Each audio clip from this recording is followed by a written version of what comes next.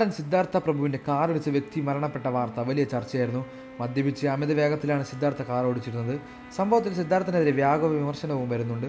നിലവിലെ സംഭവങ്ങൾ കാരണം സിദ്ധാർത്ഥിനെ ഉപ്പുമുളകിൽ നിന്ന് പുറത്താക്കി എന്ന് സ്ഥിരീകരിക്കാതെ ഉപ്പുമുളകിൻ്റെയും പുതിയ എപ്പിസോഡുകൾ സിദ്ധാർത്ഥയില്ല. സിദ്ധാർത്ഥിനെ ഷോയിലേക്ക് കൊണ്ടുവരണമെന്നും സിദ്ധാർത്ഥ ഇല്ലാതെ ഉപ്പുമുളകും രസകരമല്ല എന്നും കമൻറ്റുകൾ വരുന്നുണ്ട്. പലരും ഈ വാർത്ത എതിർക്കുന്നുമുണ്ട്. സിദ്ധാർത്ഥിൻ്റെ ആരാധകർ എന്തുകൊണ്ട് യാഥാർത്ഥ്യം ഉൾക്കൊള്ളാതെ സിദ്ധാർത്ഥിന് വേണ്ടി വാദിക്കുന്നു എന്ന ചോദ്യവും വരുന്നുണ്ട്. സിദ്ധാർത്ഥ മദ്യപിച്ച് കാറോടിച്ച് ഒരാളുടെ ജീവൻ നഷ്ടപ്പെട്ടു. അപകടം നടന്ന ശേഷവും സിദ്ധാർത്ഥ അവിടെ ഉണ്ടാക്കിയ ബഹളവും പ്രശ്നങ്ങളും സോഷ്യൽ മീഡിയയിലൂടെ മിക്കവരും കണ്ടിട്ടുമുണ്ട്. ഇതെല്ലാം അറിഞ്ഞിട്ടും ഉപ്പുമുളകിലും സിദ്ധാർത്ഥ വേണമെന്ന് ആരാധകർ ആവശ്യപ്പെടുന്നു. ഉപ്പുമുളകും ചാനലിൻ്റെ കമൻറ്റ് ബോക്സിൽ ഇവ ആവശ്യമാണ് കൂടുതലും. ആദ്യം നോക്കുന്നത് സിദ്ധു ലച്ചു ഉണ്ടോ എന്നാണ്. സിദ്ധുവിനെ ഉറപ്പായും മിസ് ചെയ്യുന്നു. ലച്ചു സേ എന്ന് സിദ്ധുവിനെ വിളിച്ചും മിസ് ചെയ്യുന്നു.